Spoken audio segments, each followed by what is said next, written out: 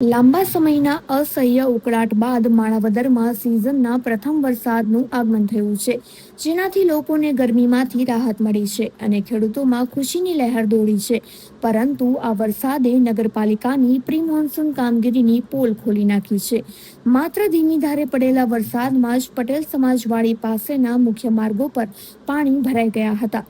ખાસ કરીને વાદીવાસ અને રાવળપરા વિસ્તારમાં પાણી ભરાતા મુસાભાઈ સોલંકી અને તુલસીભાઈ મિયાત્રાએ રોષ વ્યક્ત કર્યો છે.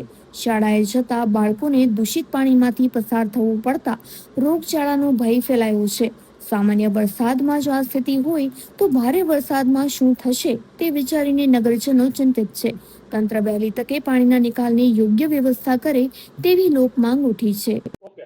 આજે માણાવદરમાં હજી ચોમાસું બેઠું નથી, પણ આ નગરપાલિકાની મોન્સૂન કામગીરી ક્યાંય પણ હજી થઈ નથી. અત્યારે હજી વરસાદ આવ્યો નથી. આ પટેલ ચોકનો રોડમાં આખા વિસ્તારમાં પાણી ભરાઈ જાય છે. આ વિસ્તારમાંથી અમારો આખો વિસ્તાર વાદીવાસ, વાઘરીવાસ, રાવળપરું, ટેજરપરું, આ તમામ માણસોને આ પાણીની ગંદકીના પાણીમાંથી હાલવું પડે.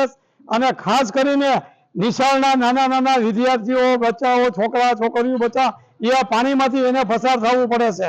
અમારા વિસ્તારમાં હજી રોડ માટે ગારો કિચકાણ જામ્યું છે. કોઈ જાતની સફાઈ કામગીરી થતી નથી, મોન્સૂન કામગીરી થઈ નથી. આ માણાવદરની તમામ પ્રજાને હાલાકી ભોગવવી પડે છે. એનો આ નમૂનો દાખલો જોઈ લ્યો.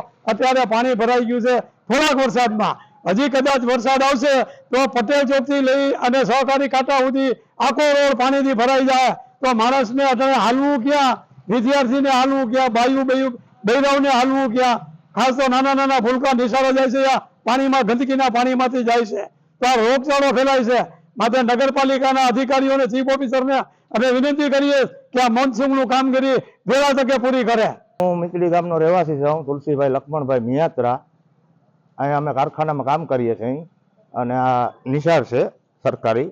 એની સામે અત્યારે હજી નાનો એવો વરસાદ થયો છે. તમે સમજી લ્યો ને તો અત્યારે એટલું પાણી ભરાવાનું છે.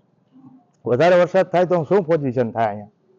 આ લોકો કોઈ પણ નગરપાલિકા વાળા કોઈ પણ કાંઈ પ્રકારનું ધ્યાન નથી. સમજી લ્યો નાનો એવો વરસાદ થયો, સમજી લ્યો ને ઝાપટા, એમ સમજી લ્યો ને અડધો ઇંચ વરસાદ થયો છે માણાવદર. બરોબર, આથી વધુ મારે શું કહેવાનું થાય? હું આમ